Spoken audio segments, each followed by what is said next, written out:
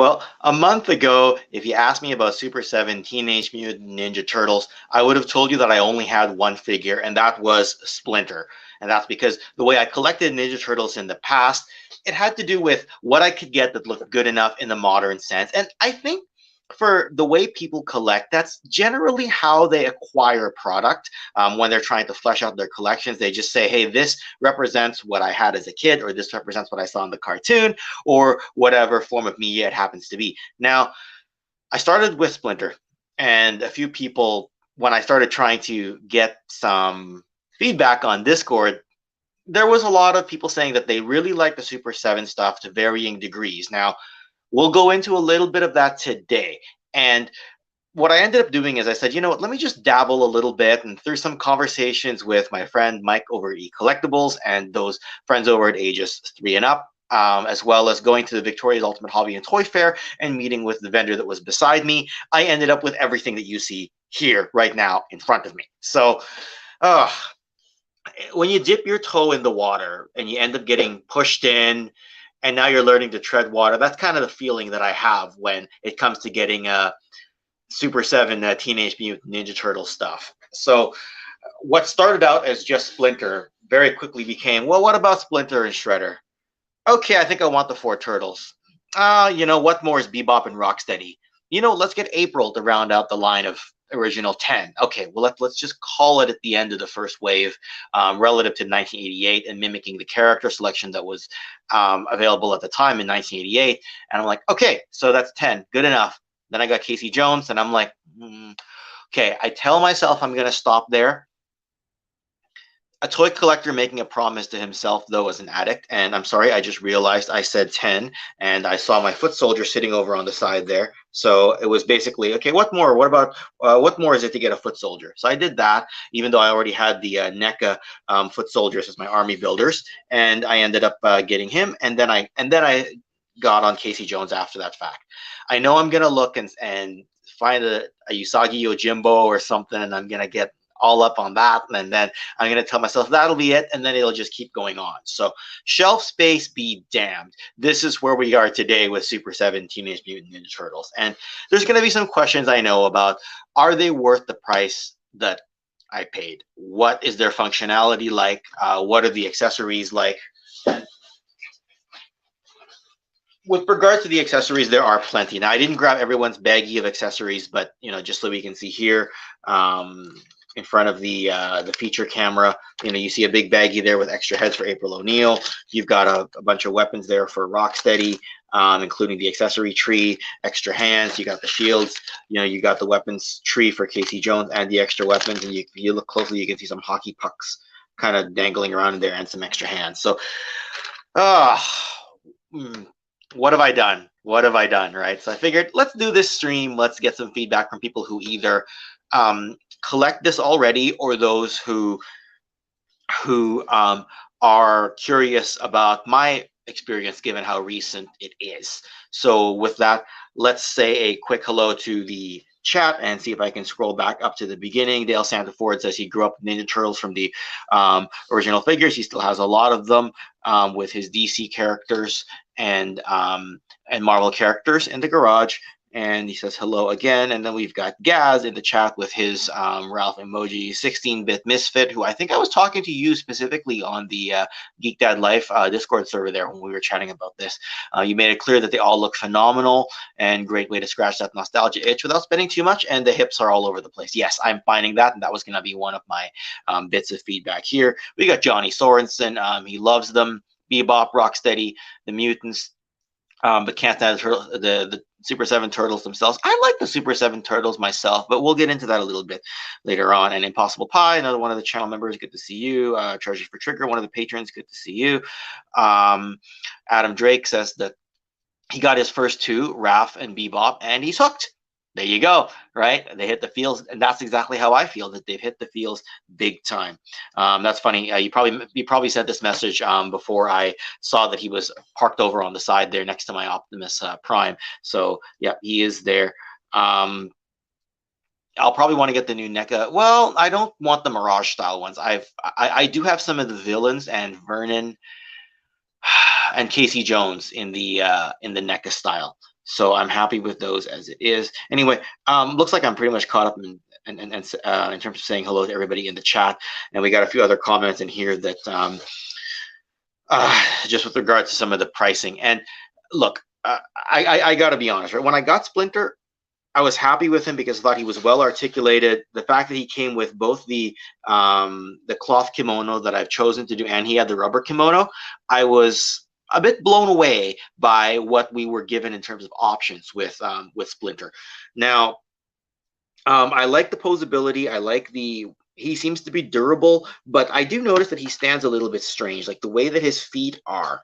And I'm just going to pull up the second camera on large screen. This way we can have a closer look. Though if you see the bend in his foot there, it makes it a bit hard for him to pose. So he has to stand a little bit awkwardly, like not too awkwardly, but like if you look, his feet have to be angled a certain way in order for him to stand properly, which I was not a big fan of.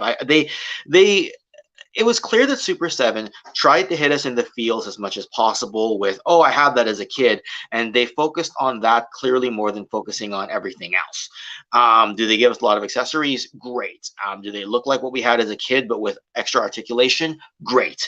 But is it worth the price? That's partly what we're here to discuss, and I'll draw that semi-conclusion here in a little bit. And another figure that, while I'm glad I have her, I wasn't super, come on camera, will you focus? While I wasn't super thrilled about the overall, sorry, I'm just getting distracted by the camera and not focusing, by the lack of articulation, was April O'Neil. For a lot of these, what you'll find is that they are single jointed elbows and knees. Or the knees double jointed, but with just but it's a bit hidden. No, it looks like it's completely single jointed. Now, April came with a lot of accessories, which I'll go into in a little bit, but I wasn't impressed with the head scans. Like, this was the favorite among the head swap options that I have of April. But like, look, there is no thigh cut where the joint would be there. There is no, and Shredder keeps wanting to fall over. Every time I touch that sword, he wants to fall forward. There is no bicep cut at the top there for you to be able to swivel. Now, you've got an elbow swivel, which is okay, I guess. You've got a little bit of hip articulation, and you've got, the movement at the knees, but it seems to be missing at least 4 points of articulation, maybe 5 if you want to get an ab crunch there. Like, yeah, the waist can turn, but there's no ab crunch. So that's where I think Super 7 has skimped out a little bit. Now, are they worth the price or are they not? Again, we'll continue that discussion here. Now, with April O'Neil, because she's the one that came with the multiple head swaps, her accessories definitely make her worthwhile. Like, you've got a tripod with the camcorder, which I didn't put on display because I just want to minimize how much space I'm using. But the extra head scans are cool.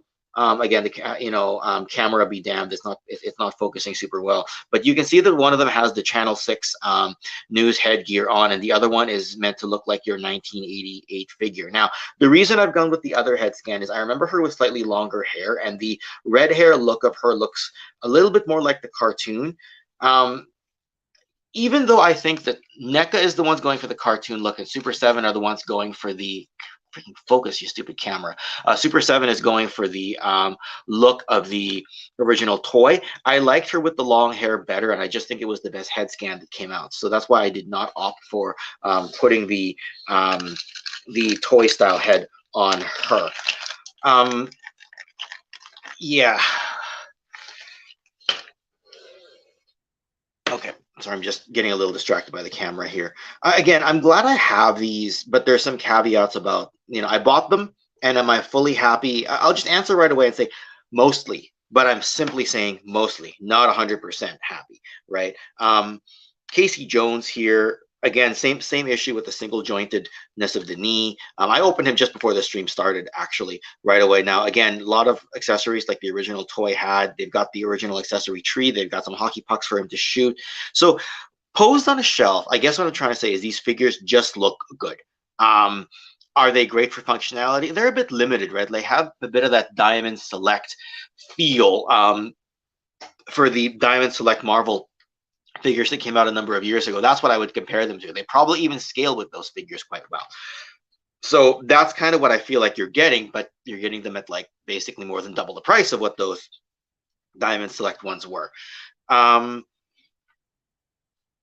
I know I reviewed Shredder a little bit when I opened him up, so I'm going to skip him for now and just look at Bebop and Rocksteady a little bit, because what's cool about Bebop and Rocksteady here is just how big they are. Like, I have the NECA versions, and they tower even over the NECA versions by at least an inch, maybe an inch and a half in the height for Bebop and Rocksteady. Now, look, if you look at the animation model in the cartoon, they don't actually tower over everybody, but because they're known as a warthog and a rhino, naturally people will think will want them to tower over others. So it makes sense as far as I'm concerned. Now, the one thing that I did notice is that the shield is kind of small. Like, if you were to put the shield on Rocksteady's hand, these look like they're the size of the original TMNT smaller figure shield. That's what it looks like it scales for. Again, tons of accessories. Again, very average articulation and a little bit under average, actually, when you compare it to today's toy standards. But the fact that they have that toy likeness, but with extra articulation relative to that, are you glass half full or are you glass half empty? It seems to change by the hour for me. In fact, I don't even think Rocksteady's glasses are removable like they are on the NECA version. So you can call it cost cutting or corner cutting measures. I'm not trying to crap on Super 7 here, because otherwise I wouldn't have these figures. Strictly asking me if I recommend them, I do, but there's a bit of a caveat there. They're more worth it if you can find them on sale. Like, if somebody is offering 20% off, then I would say they're worth it. At the full 55 American dollars, it's hard to bite the bullet on that unless you really, really, really want the figure. And that's how a lot of things work in this industry, right? Like, people think that HasLab stuff is overpriced, but if you really, really want it, it doesn't feel as overpriced. And that's where I am with these. And that's why I won't be getting some of the lesser known characters, because I can swallow the slightly bitter pill of paying a bit extra on characters I really, really want. For characters that I don't care that much about, it's just not going to happen. So the one thing I did notice, though, and I'm just going to put Bebop and Rocksteady into the back because it's just how huge they are, right? Like, they're just so rugged, like the big old school LJN rubber wrestlers, right? Albeit they're not made of rubber, so I won't dumb it down on that front. With the Turtles, I know someone said in the chat they weren't a big fan, but they have the bicep swivel for some reason, whereas the other figures don't, right? And the Foot Soldier, he's got the bicep swivel, right? So a lot of the figures, like I forgot to mention, Bebop and Rocksteady didn't have them, but these ones do. So for that reason, it's kind of nice. And when I look at this, it just recreates that feel of getting the original Turtle the first time. So if anything, these are the ones that I like the most because they're the most posable. I mean, yeah, I had to take a hairdryer to Raphael to get his hips to bend, but if you're only going to get a small handful of figures, I would actually say get the 4 figures. But some people, your mileage may vary as to whether you like on whether you like them or not. Now, if you have any questions in the chat, be sure to pop them in. I'm going to do a quick catch up with the chat, or a not so quick pop up or catch up in the chat, and just see if I missed anybody's potential questions. I know a few folks snuck in a few minutes late here. Like, I thought I saw Scuba Pete. Yeah, Scuba Pete's is in the house right now. Hopefully I haven't missed anybody else. James Ratface is in the house. Yeah, look. Yeah, so there you go. Like, these figures have a massive markup beyond tooling and licensing costs. Like, it does feel a little bit that way. That's why I was saying, like, if you could get them on a 20% off sale, then I would say, you know what? I would jump on it on that. I'm not sure. Sales vary, right? Sometimes they're clearancing them even lower than that. Some sales are 10% off. So it depends on how much you want to, how badly you want to get them. I see everybody exchanging pleasantries and saying hi in the chat. Johnny, another comment from Johnny here that Mutagen and Muckman so far are your faves in Super 7 line. So there you go. Like, while they may not be characters that I would want to get per se, if they look that good and the sculpting's that beautiful, and I have seen the Mutagen Man, and it does look really, really good. But there's nothing drawing me to the Mutagen Man character. So the price is $55 American. And when you look at figures on the market, like, I'm just going to pick like something like G.I. Joe Classified. They're what, under $30, and that's after a price increase. Even if you make the figures a bit bigger, make the production run a bit less, give us some extra accessories, it's a long way to $55 to get from there. At 40, I like it. At 45, to push. But again, this is I'm qualifying this as my gut feel. If somebody was to break it down or to tell me the licensing cost was really, really high, or production cost for this, something's is a bit of an anomaly for Super 7 and why their production value has to be high, I'm all ears if there's any arguments for. Basically, what I'm saying is I like the figures and I'm okay-ish with the price that I paid. But I cannot strictly say that they're great value for money, if that makes sense. So let's just,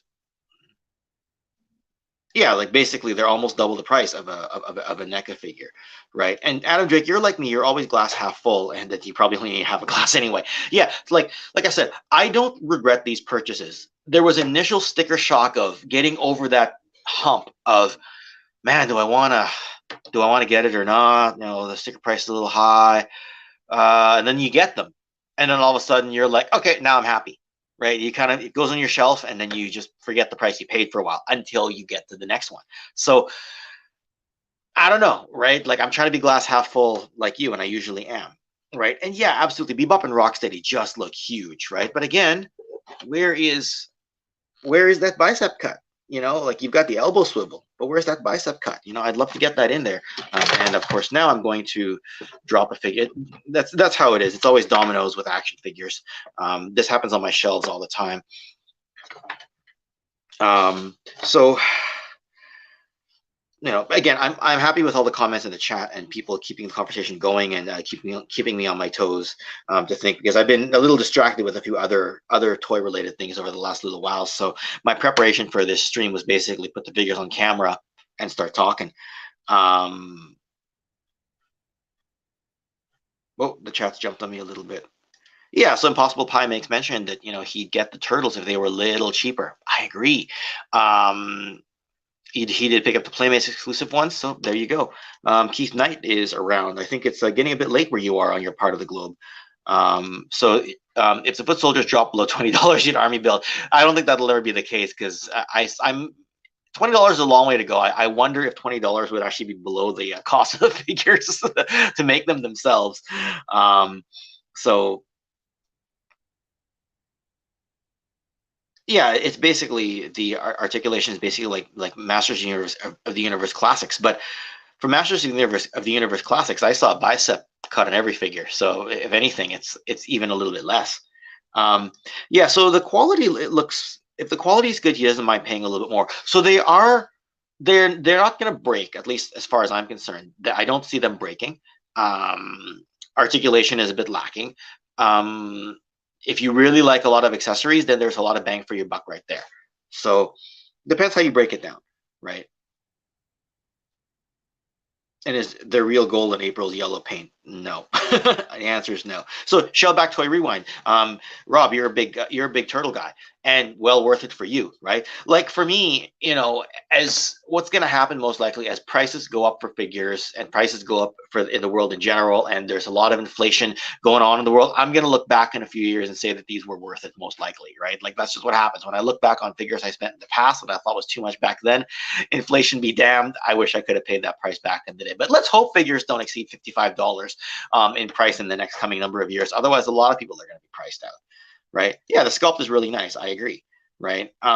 Super 7 better than NECA. The thing is, though, NECA is a little bit better priced, right? So I get why people would might prefer some of the NECA stuff. Hold on. I'm just going to change the camera angle a little bit here on my main camera. Okay. So yeah, Wilhelm has joined us, and Ryan Sweeney, one of the legends, has joined us. And of course, the minute I did that, the chat jumped on me again. There we go. Goodness. Okay, where are we at? Okay, there we go. There are no perfect figures. Absolutely not. Right there. Absolutely, there wouldn't be perfect figures. Sorry, I'm just going to adjust the camera. I need another tripod or another stand here, because I kind of feel like I don't where my phone is situated right now, I can't get the best angle of the room that I would like to get. So yeah.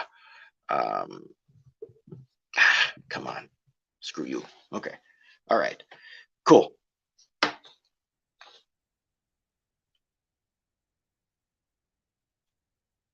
Yeah, I mean, for the purpose of getting figures on your shelf, sculpt over articulation. Um, but you are paying all that extra tooling money to get the figures functional. So 6 in one, half dozen in the other. Depends how you choose to see it. Sorry. I've got a shelf up here where my printer is, and I can see it on my camera screen, so it's driving me a little bit crazy, the fact that I can. Oh no, it's okay. It's changed. Maybe I was just seeing things. Never mind. That was just my imagination. I thought something was in the way of my camera. Anyway, being a bit of a perfectionist, right? So the great thing about being a Turtles collector is there's currently a figure line no matter how you got into them, whether it's comic, movie, cartoon, Playmates, action figures. There's quite a bit there. Yeah, so the sculpts are nice, but statues like McLaughlin and Matty Classics is the downside. I love the extra details on Mutagen Man Bebop that you can barely see on the vintage. Yeah, there you go, right? Like you get a lot of extra detail.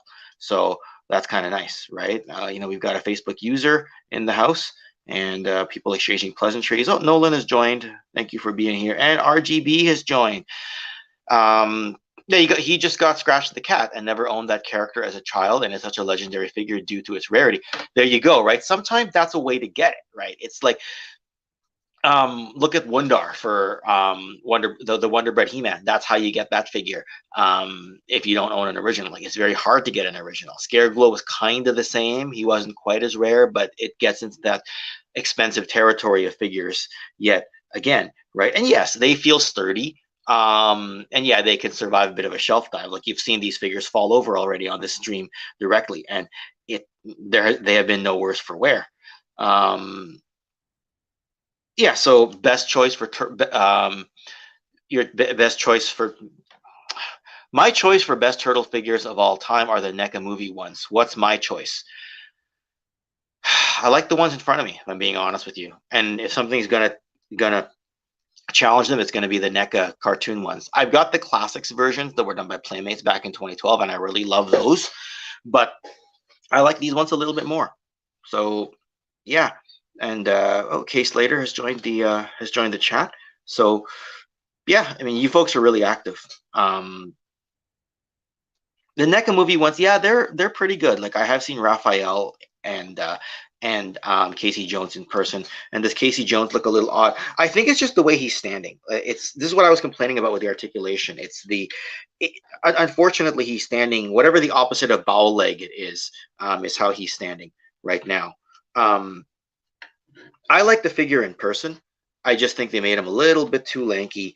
Man, here I am putting complaints left, right, and center. Normally, I'm such a positive guy, but I do have to let people go into this with their eyes open.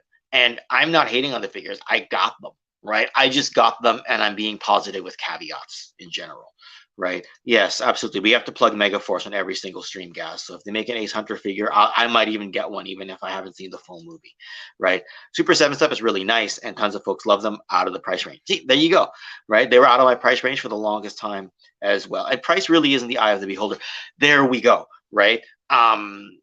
Like, just because I said that, let's say they were $45, and I would say they're worth it instead of 55. That's just me going off of gut feel, right? Like I don't have, and Scuba's agreeing with me here. I don't really have the authority on no one really does, right? Until the books open up and we see exactly how much is being made or how much is being gouged, right? Yeah, Casey Jones looks like he could use he's probably been working out a little too hard and not eating enough. So yeah, so other than weight distribution on some of the bigger figures and a weird Casey Jones waist, yep, there you go. There wasn't much to complain about. And yeah, I mean, the figures, when I got the joints working on Bebop and Rocksteady, they were very top heavy. He just wanted to fall over right now, so you got to get the right balance on them. But they're by no means as bad as some other figures. Like I've had some Transformers where they transform in a way where the back is really heavy and they fall backwards. So I've fought through that before in other toy lines. So Bebop and Rocksteady weren't too bad, but you definitely feel the top heavyweight distribution on those. And yes, NECA Turtles, movie Turtles they look so great. 16-bit Misfit said he bought some quarter scale movie TMNT because yeah, if you know you're going to pass on them years later, why not get them, right? That's how I felt about these. The opportunity was slipping. Like I was already a few waves behind, but some people had a bit of overstock, and I started talking to some toy vendors that I knew, and they were like, well, we're running low on stock on certain figures, so you may want to jump in, and that got me in. Like I know they'll probably do some level of re-release, but by the time they re-release them, if I'm not interested anymore, I might miss out, and then I get interested again after, and now I've missed them twice. So I think Raphael was actually a re-release. So there you go, right? So yeah,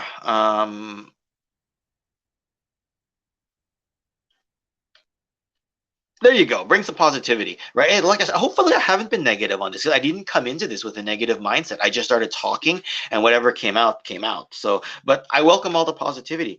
No issues, no issues at all there. I don't know, and Impossiblepie, I don't know if the vintage Casey Jones mask had a white eye hole. I don't think it did. I don't think it did. Not sure who you're talking about here, but I see Ryan laughing at your joke. So yay.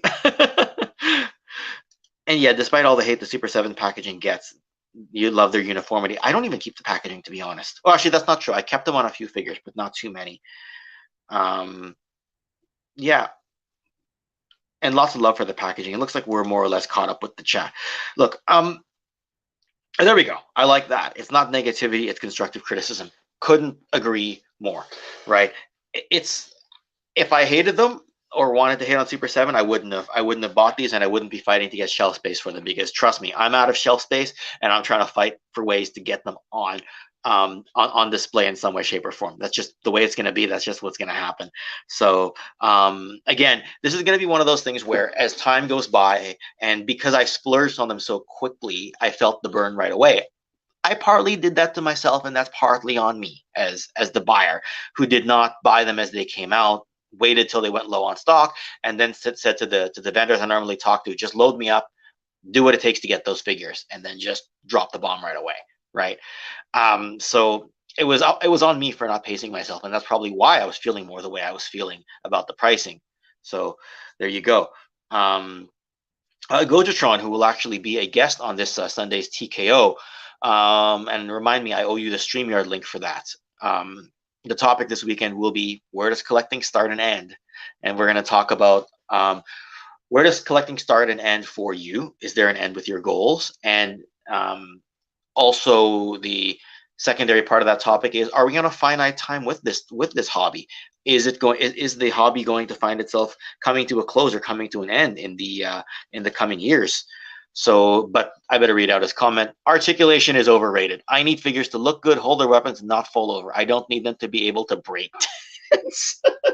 I challenge you on your channel to do a breakdancing video of your figure just spinning around. Yeah, and I tend to agree. A few of these figures could have used maybe another 4 points of articulation, and they would have been good, if you ask me. But overall, I'm generally happy with them. So Johnny Sorensen has been pretty active with TMNT since the 80s. Pop the head off, take a look, see for yourself. Yep. I think you might be talking about the original Turtles, maybe. And oh, did the chat jump?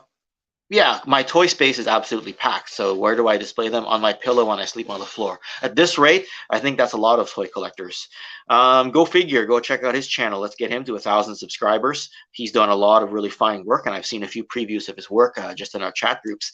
So good to see you here. And yeah, I mean, treasures for Trigger Phil. You're with Gojatron. Like if they hold the accessory, they stand on the shelf. Great.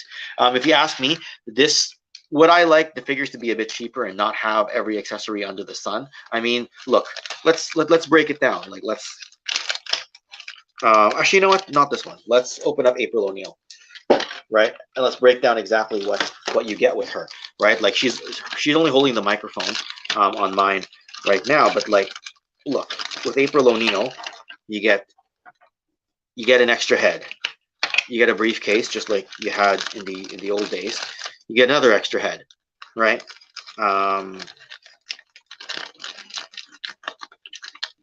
You get and one of the legs has come off, but you just snap it back on. You get a tripod for the camera. You get the original accessory tree to look like what it came out of packaging with. Like, this is nice, right? But if they were to cut this out and cut the price, I might be okay with that. And then, of course, on top of all that, you get another smaller baggie inside that comes with, look at this, count them, 1, 2, 3, 4, 5, 6 extra hands. You get a press pass, if you can see that. It's dangling, but you get a press pass you can put around her neck. I didn't because I wasn't sure if I'd lose it. It's a pretty small accessory, but it says Channel 6 News press. It's a press pass for that. You've got the open communicator that's meant to look like her makeup kit that she used in the cartoon. You got the closed communicator. You got through 2 ninja throwing stars. You got a pistol, which I think tucks into the camcorder. So you got the camcorder and you got another microphone. That's what you're getting with Super 7 April O'Neil accessory wise. Like, look at all that stuff below the feet of the figures, right? That's a lot of accessories. Now, do you need this many? Look, I've got baggies inside of baggies just to keep this stuff organized, and then I put them into a bin, and I forget which bin they went in. It's crazy just how many accessories you get. Is it worth it? If they were to say, hey, we're going to just give you, maximum 4 accessories per figure, and we're going to cut the price by $10, I would be in the vote yes train on that one, right? So, look, that's just how much you get with Super 7 accessories. Like, and for a lot of people, they love that flexibility and that the ability to do that kind of thing. To get all the extra perks for the figures, right? And your mileage is going to vary depending on whether you agree with that or not, right? One thing I liked about the Playmates Classic TMNT figures is that they didn't have all that many accessories. They came with their basic weapons, and that was it. You put them on a shelf, and they came with a stand. Boom, done, hook, line, and sinker. I didn't need anything else.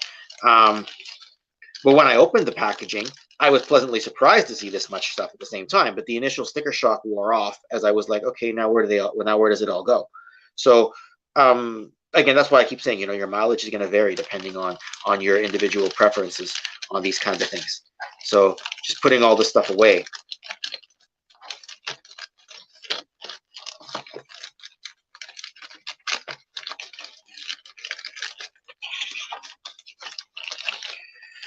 And to think every Super 7 figure is going to have baggies like this, right? So let's just tilt the camera back up a little bit and have a look at the figures and just catch up with the chat.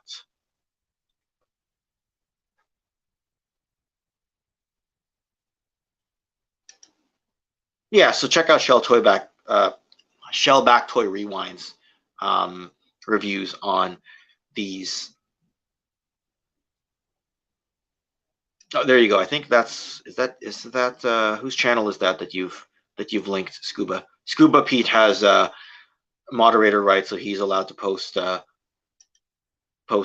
links in here.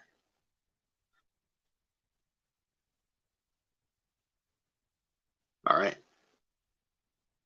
Well, there you go, right? These modern figures are trying to please unpleasable adults as opposed to just being awesome toys. Like, if you look at the way I'm talking about it on this stream here and going on about the articulation, the vintage figures didn't have that much articulation, but I give them a pass because of them being vintage figures in a simpler, more innocent era of toys in our lives.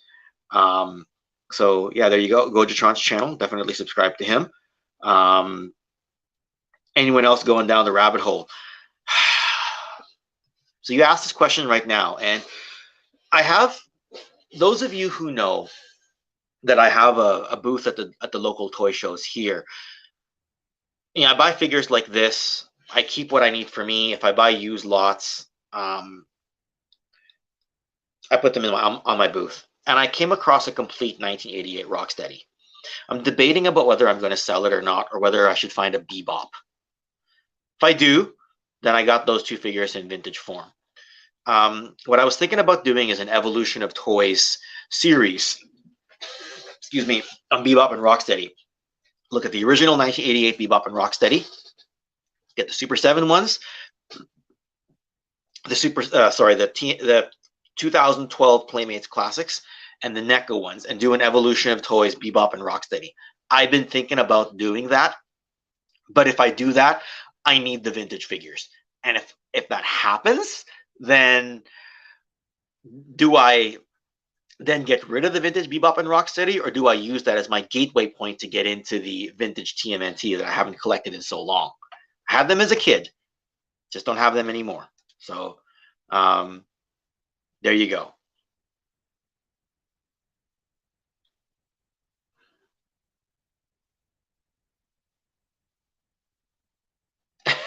Yeah, look at those abs. It takes a lot to pull off that kind of look. Yeah, there's a lot of bits that came with that April O'Neil. How far behind am I in the chat? I really should check. And I see that Johnny and Shellback are having a bit of a conversation about the figureheads and observations that they make. So,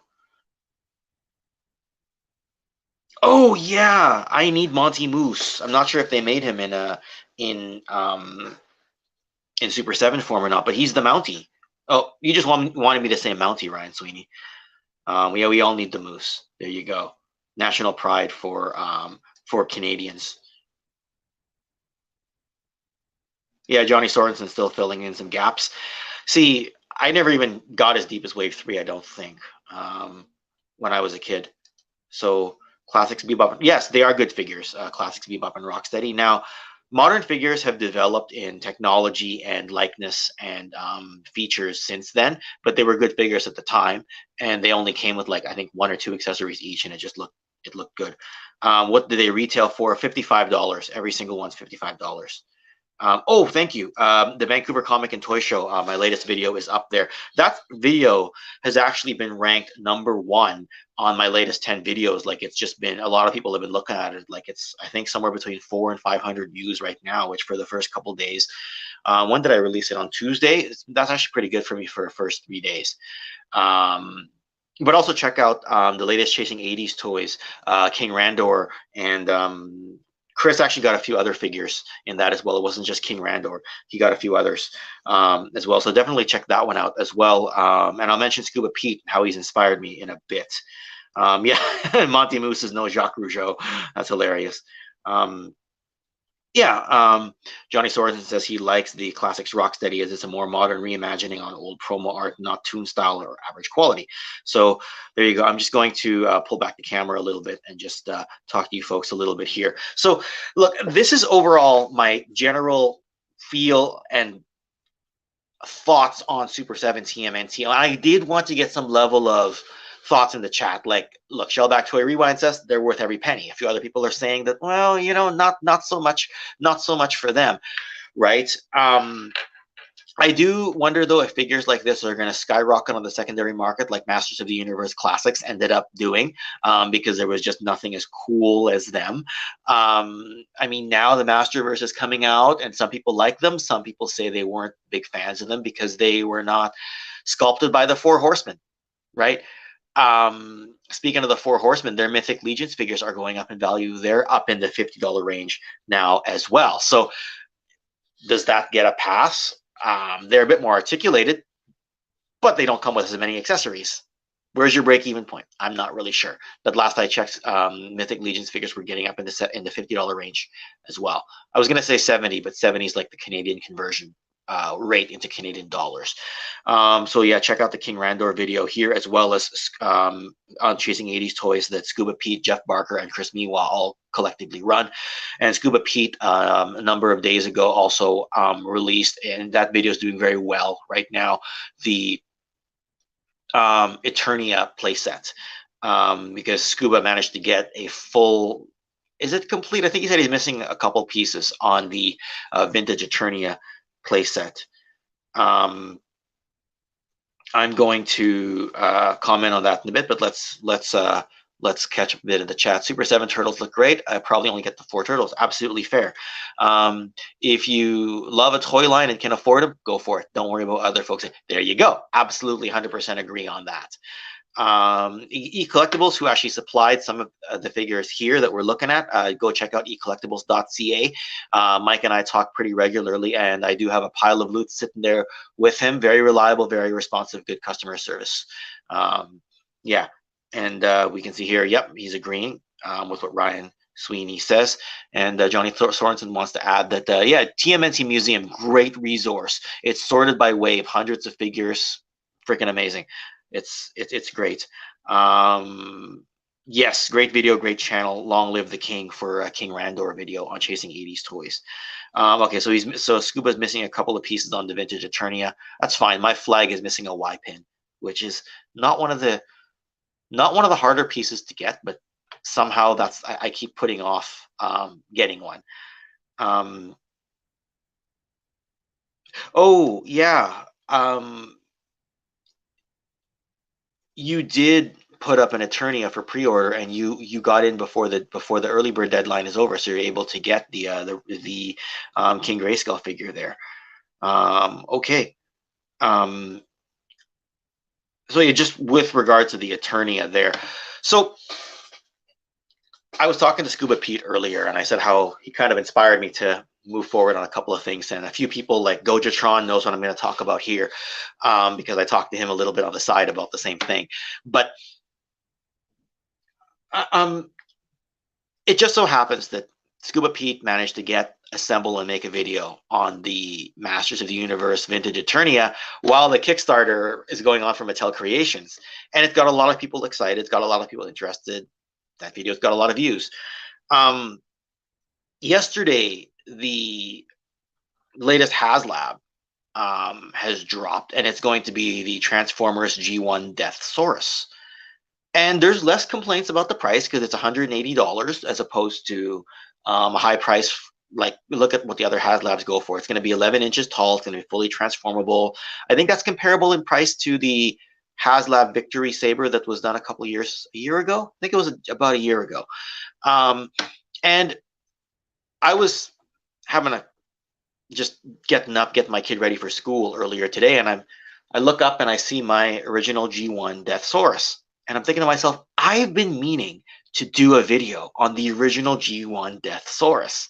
And between Scuba Pete doing the Eternia release while the Kickstarter is going on and people are interested, got me thinking, how quick could I turn around a video? Like, you don't do it just for views, but everything kind of lining up. Like, I'm looking up at that box in the morning.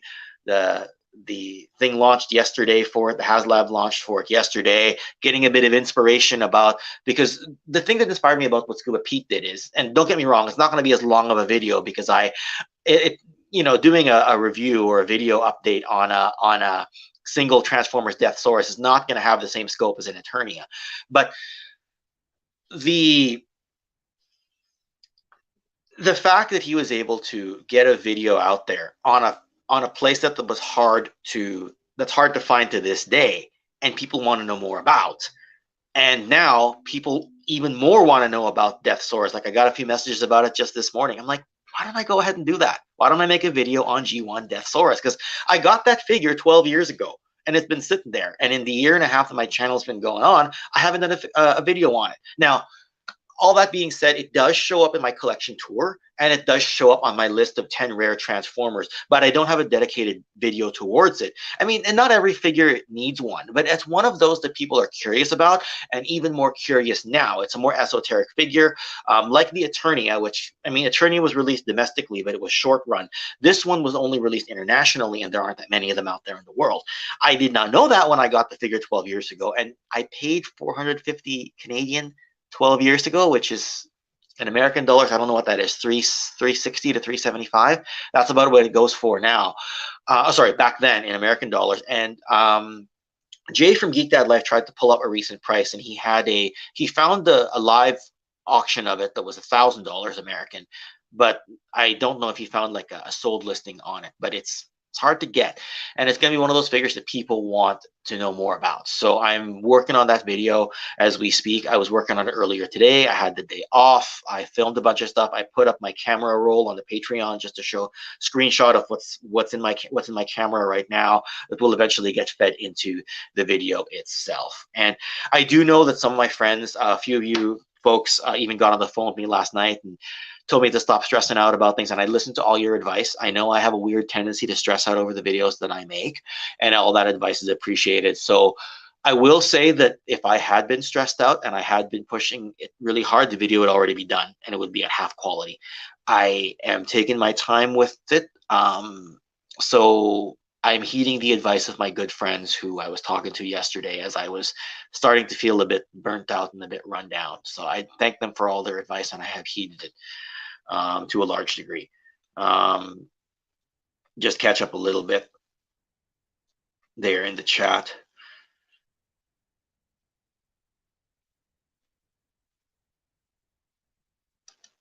Yeah, why did you choose to get a vintage attorney rather than a new one? I think he's getting both.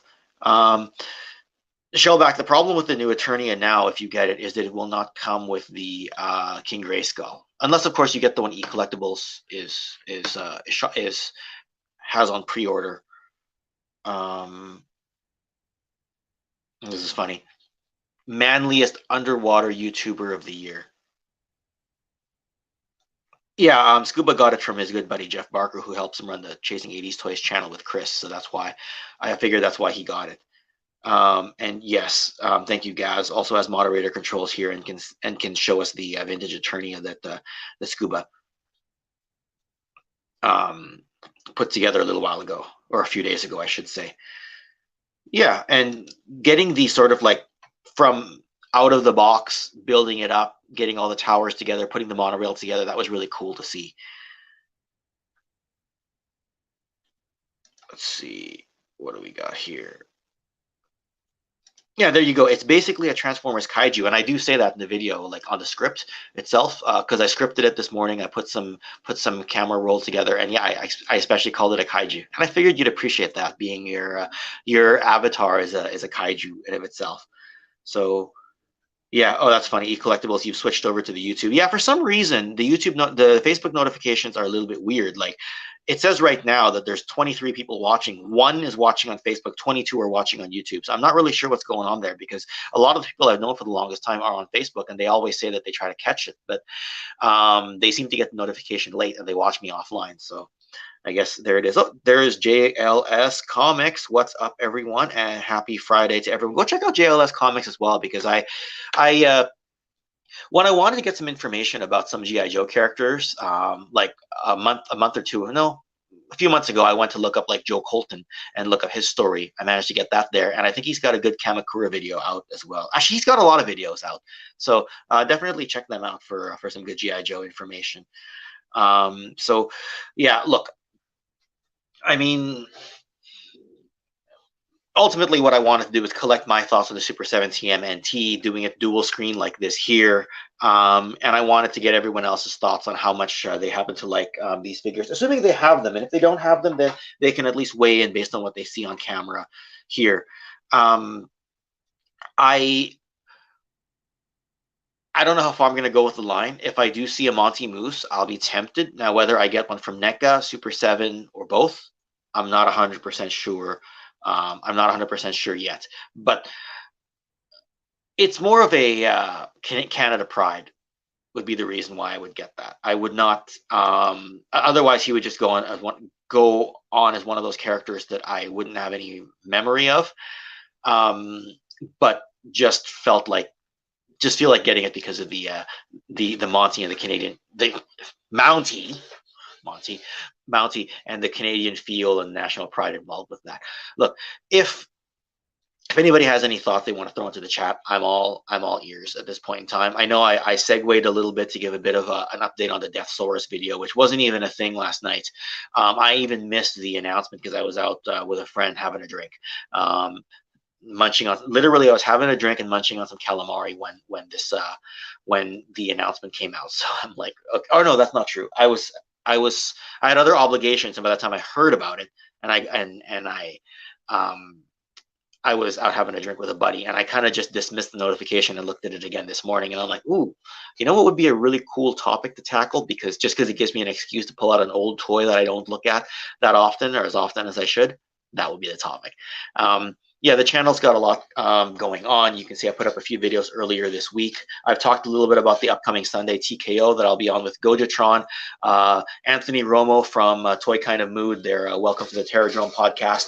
He'll be on as well. And Wes from Fandom Power podcast will be returning to the channel to be as part of the Toy Connections TKO live stream. So look forward to that on Sunday. And yeah, we're basically just starting the weekend here. I've got a few obligations with the family later tonight, but I will slowly edit together the Deathsaurus video. I've laid down about 2/3 of the audio track. I scripted it this morning. I filmed almost everything I need to film for it. I might nab 1 or 2 more photos.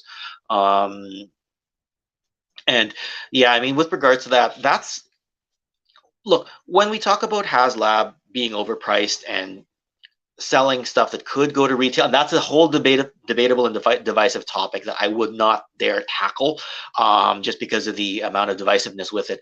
It would be harder to say that a Deathsaurus could sell at retail, given the esoteric nature of it being only a 1989 Japanese-only release. And it was at a time when Transformers was starting to go a little bit downhill here in North America. So, and with it being priced at $180, a lot of people would say, wow, that's, like, you're not used to seeing a triple-digit number starting with a 1 from HasLab, right? Now, I think last year's Victory Saber was also 180, but you're getting 2 figures. But the 2 figures are smaller, and then they combine to form Victory Saber because it's Star Saber and Victory Leo. By the way, the original 1989 Star Saber and Victory Leo will cameo as part of my Deathsaurus video as well. So, but again, is it worth it? Is it not? I'll leave it up to the rest of you to decide, but it is a cheaper product, and the Transformers team seems to be making a little bit more sense. Like, even with Unicron being $575 a few years ago, like, you can argue if it's overpriced, given that the sail barge was $500, but at the same time, it's fully transformable and goes to a planet mode, and it's 27 inches tall. So is it overpriced? I'm not sure. Again, fully transformable, right? There's a lot of mechanisms, a lot of tooling, a lot of engineering that goes into that. So, yeah, there you go. Let's catch up with the chat a little bit here. Okay, eCollectibles, you found each other. This is good. I like that those of you who I connect with on Facebook, like a few of you, like Adam Drake, Mike from eCollectibles. I know you guys mostly through Facebook. Impossiblepie, we started talking on Facebook, and I didn't know you were such an avid follower of YouTube stuff. So I kind of connect with you through both, and then those like Scuba Pete, Shellback, Treasures, Ryan, Gazz, everyone whose name I haven't mentioned here, Sorensen, as well. Goji, Slater. I'm missing some names in the chat here. I connect with most of you through YouTube. So getting kind of like my Facebook community and my YouTube community united in a chat here like this. That's part of the reason why I do these streams, right? It's for those of you to meet friends, meet one another. So yeah, for sure. And yes, a lot of people didn't even know about Deathsaurus, right? I had gotten to watch most of the 1989 Victory series a number of years ago. I don't think I ever finished it, but I should. So that's how I got to know a bit about him.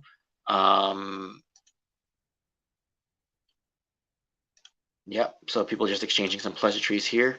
So yeah, Johnny Sorensen wishes they would do G1 leader figures. I think that's what you're trying to say, right? Yeah, the currency exchange is a problem for us Canadians. Like, look how that exchange rate worked out for, well, even not HasLab. Look how it worked out for Mattel Creations. Like, I was like, that's not the exchange rate. Did they just double the price to get Mattel Creations at their attorney out of Canada? All right, a little weird. And yeah, feel free to share some channels. Yeah, Australian, $1,200 for Unicron. Not easy to afford, right? I didn't get that for a few reasons. I didn't have a shelf that was 27 inches high, nor deep enough for them. But I also already have a 2011 25th anniversary series Unicron from Takara, and I was happy with that being my Unicron representation for my toys. So I was good with that. Yeah. Okay, cool. See, you all are exchanging pleasantries. That's good. Am I gonna go into the no? Nice try trying to sell me on the party wagon. That's not happening. No, eCollectibles. I'm not gonna buy the party wagon. Having said that, I have said to you before, I'm not gonna buy something and then I end up you end up getting an email that says Kenpo has purchased a certain item he said he wasn't going to buy, and you probably chuckle as you get that email when you wake up in the morning. So it's happened before. But I tell you right now, it's not going to happen on the party wagon, says Ken today. How he feels in 12 hours, I have no idea.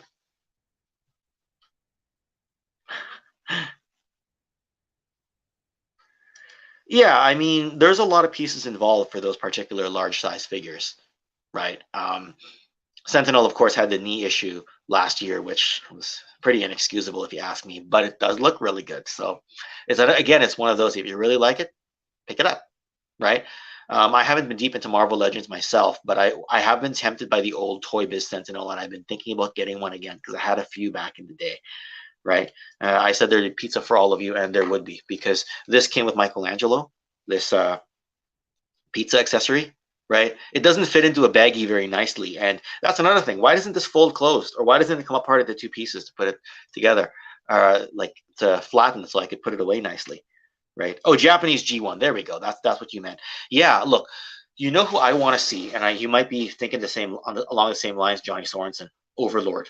I know that they've released him in one of the recent years. Was it Power of the Primes or Titan's Return? But I'd love to see a big one. Like, look, Deathsaurus is going to be 11 inches. I'd love to see an Overlord that's like 14 inches tall because he's supposed to be a pretty big boy, right? Love to see that. Galaxy Shuttle. I'd love to see a 1989 Victory Series Galaxy Shuttle. You know what? Maybe we should do like getting caught up on Transformers Japanese series figures, because people look at Victory Saber, who again is the merged form of Star Saber and Victory Leo, very important.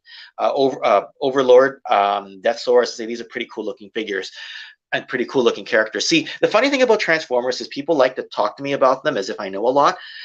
Like I always say, I talk to a lot of people in my local Vancouver community who know a ton more about Transformers, the variants, the Japanese figures, the overseas exclusives, way more than I do. And that's what keeps me on my toes is, when I talk Transformers with my friends here locally, it's like going to a gym and sparring martial arts and getting your ass kicked all the time. That's what it's like when I talk Transformers with them. But then I can defend myself well on the street. That's what it's like. That's my analogy for you folks. Yeah. Truckosaurus from The Simpsons. I actually don't know if I remember that episode, JLS Comics. There we go, Gojatron, a Leo Kaiser. You know what? You and I would do a pretty good Transformers stream. And it's funny because I think I tried twice to get you on a Transformers stream, but with you working every other weekend, it's always a coin toss as to whether I can get you on a stream or not. And I missed you on the Transformers one. So we're going to talk a general topic, which we'll probably mention Transformers as we talk. But the collecting philosophy is going to be what we talk about on Sunday's TKO live stream, like I talked about earlier on. But I realize now that if I wanted to get into esoteric Transformers, you might be a guy that could help me have these conversations. Yeah. And yeah, there are some decent third-party Transformers there for, like, look, one of the things I mentioned is that Deathsaurus is actually being made by Mastermind Creations right now, and it'll be about 10 inches tall. The new HasLab one is 11 inches tall. The vintage one is 9.5 inches tall. And I'm talking about the height of the figure, not dick sizes here. So that's a laugh, by the way. I expect to see a couple of ha-ha-has in the comment section in the next few seconds here. But there is also a third party. I think Johnny might be referring to the Leo Kaiser, but the MMC, who makes a lot of really great figures, they're going to be doing a Deathsaurus. So if you miss out on the HasLab one, you can get that one. And I think they're similar in price as well. I think they're both in that 180 range.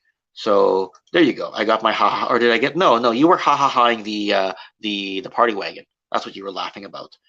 All aboard the party wagon. There you go. Just wait till Ken overpays on the HISS tank. So you know who has a HISS tank right now for a reasonable aftermarket price that isn't like the inflated eBay price? This guy. This guy. That's who has a HasLab for a like I said, right now his price is in between the original closing price of the HISS tank and the inflated aftermarket. He's in that happy medium where, well, I've got it for you if you want it, and you only have to pay me a little bit more. That's who's got one. So yeah, there's Fans Hobby and Titan. I think that's what FH stands for, right? Fans Hobby. So the more overlords, the merrier. And they announced Galaxy Shuttle. There you go. And yeah, of course they're going to repaint it into Astro Train. They kind of feel like they have to, right? Oh, that's right. They're doing a Galaxy Shuttle for Legacy, but they'll probably make a new head for him. Is probably what they'll do. So they'll probably repaint him, right? Thank you, Jason Fitz. Oh, TJC is in the chat. Nice. Yes, Diatlas. That is one that we need to get. A Diatlas, because he was the leader during the Zone series. Now, Gojatron, you're going to laugh at me. I sold a vintage Sonic Bomber a few years ago, and I regret it. And I had the box for him. He was one of my holy grails, and I didn't want him anymore, and I sold him. Right? Oh, and I sold a Metal Hawk as well. And I'm regretting selling both of those pieces. Right? So, oh, Pain's Toy Samples is around. Good to see you. Yeah, they have to reuse that Astro Train tool, though, Johnny. So I understand why they did it, and I think they're hoping that not enough of us know that Galaxy Shuttle was a completely different tool than Astro Train in the 80s when they came out. So a lot of us aren't falling for it. But if you really, really, really had to get out Galaxy Shuttle, it's an option, right? Like I don't have. Okay, BotCon 2010, the one and only BotCon I went to, right? In fact, the same year I bought Deathsaurus, right? There is feeble-minded 28-year-old Ken walking through the dealer room. He sees Galaxy Shuttle. He asks the price. No thanks. I go back to get it later. It's gone. That's my Galaxy Shuttle story. I walked to buy a vintage complete one in 2010. At the that BotCon was at Disney World, the hotel next to Disney World, and I missed out on it, and I haven't seen one in person ever since. There was another incomplete one sitting next to it, but I didn't want that one. But maybe I should have got that one because now the price has gone really high on that as well. Oh, Articulated Chad is here, and I've missed his name. Where are you? Chad jumped on me weirdly again. Yeah, subscribe to his channel as well. We finished a collaboration that I'll be releasing in the first part of November for the history of G.I. Joe 1982. He puts in some really good parts there and brings all the Chad charisma and the nice background he's always got behind him. So, yeah, when's the new display room coming, Ken? Or is Snoopy under threat? If you look, do you see Snoopy on the bed there? There's two of them there. There is no new display room. It's not happening. But yeah. All right, really active chat, right? Yeah, that's right. You're moving pretty soon. So, yeah, was there a Russian bot? No, it wasn't. Yeah, look, we've been going for just over an hour here, and managed to collect our thoughts on these Super 7 TMNTs.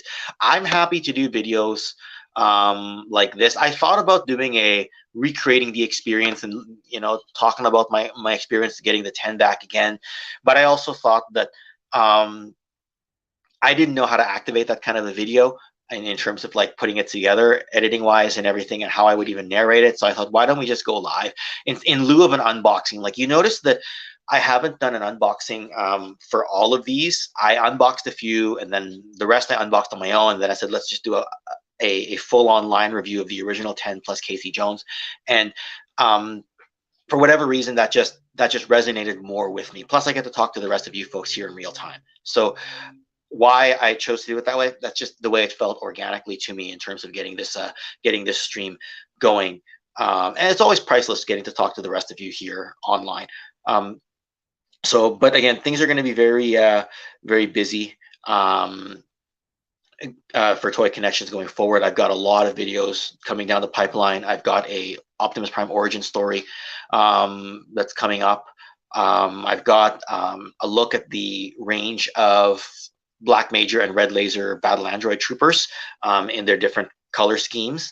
That's a video that's coming up. I've got a Ralph parody video coming up because it's a little overdue for a Ralph video. Among other things that I'm preparing right now. Like I said, I'm working on the Deathsaurus video. I did a tour of the National Toy Museum of Canada before I left Victoria. That video is coming down the pipeline as well. But basically, I've got videos all the way through like the middle of December planned already, and still a TKO every single week.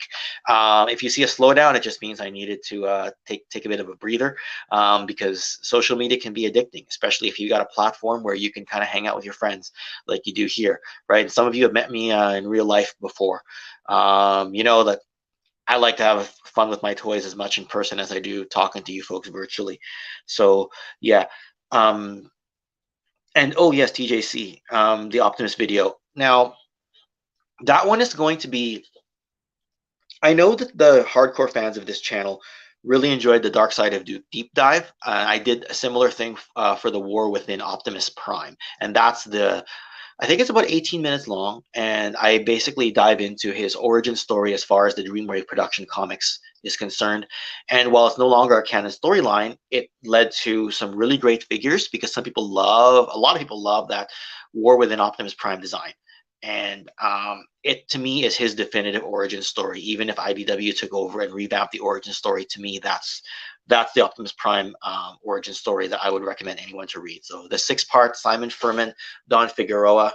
How do you say his name? Figueroa or Figueroa? I think it's Figueroa. He was the artist. Simon Furman was the author. So good, so timeless, so classic. Look, there's still a lot of you folks online. I wasn't sure how long I was going to be able to keep the stream going. And yeah, if it's Don, it's good. I agree. I don't think he has. I don't know what Don Figueroa has been doing for the last number of years, but for a while he was a well-respected Transformers artist. So always been a fan of his. Always been a fan of his stuff. Yeah. There you go, Figueroa. I heard somebody call it Figueroa one time because I was corrected when I said Figueroa. Somebody said it's Figuero, so that's why I second guess myself every time I say his name. Oh, I don't know how I said it in the video. I might have said Figuero. I don't know. Anyway, doesn't matter. And yes, the UK comics had a good origin story. Yeah, that's true. Actually, I never read the UK origin story for Optimus there. And you are correct. There's a lot less Masterpiece Transformers coming out than there was in the past. I think they've covered the range of figures, but you do see announcements come out here and there still. So it's still happening. It just doesn't seem to be as frequent of a pace. And third party is even slowing down a little bit, and they're going to different scales. Like they're going down to the Legend scale for toys a lot now. Like Transformers has been going for so long with so many releases. Like we were saturated on Transformers years ago, but people still want more and more and more. Right? And the War for Cybertron, Legacy, and Studio 86 has given us a whole new rabbit hole to jump into, another entryway for people who want to get in if they got in late. So yeah, look, this has been a fun stream. You know me, I don't ever like hitting the end broadcast button. If I could just go live all the time, I would. This is the you hear that beeping sound? I think the dryer is finished. Anyway, but yeah, you're right. There's not as many Masterpiece Transformers being released as before, and the ones that have been coming out, the price is going really high, right? And that's the Takara that's doing it too, not even Hasbro. So as much as we want to complain about the price gouging, it seems to be every company these days, except McFarlane. I'm talking about the big companies. Obviously, the smaller companies, your mileage will vary depending on what each company is up against in terms of who's running it, what the licensing cost is, how startup they are. But yeah. Anyway, look, I just wanted to give my thoughts here on the Super 7 TMNT. I know I went on a lot of tangents here and there like I normally do, and that's okay. As far as the life of the channel is concerned, I'm going to do that. Yeah, time to fold some laundry, right? I think everyone heard that beep in the hallway there. Even though I got my door closed, you can hear a high pitched beep. Something that remains loyal to the comics. Yeah, I don't know if we'll ever get that though. Right, but look, it was a fun stream. I think I'd better go put these figures away, fold some laundry, and carry on with the rest of the day. I was gonna say watch SmackDown because it's on right now, but I'm not gonna watch SmackDown. Just not in the mood. I haven't watched SmackDown in a long time actually, so I shouldn't say I'm not in the mood, but I saw the time of day. Yes, and there'll be a TKO on Sunday as well, Gazz. So always. Have fun talking to you folks. So, well, look, I'll see you all Sunday, and let's end broadcast right now. And oh, just get married, not your. Oh yeah, sorry. There was another person on Facebook who got married recently, so I thought you were saying you just got married, but you're saying get married. It's not my job to fold laundry. It is. I'm not sure why certain chores fall under me, and laundry is one of them. Unless my mother-in-law's around, then she likes to alleviate the load on doing that sometimes. So yeah, because she helps us with the kid quite a bit. So that's so I guess I still split duties as far as the chores are concerned. But anyway, enough of the deep life struggles, real struggles of Ken. We're done with this stream. I'll see you all Sunday, and we'll chat soon. Have a good one.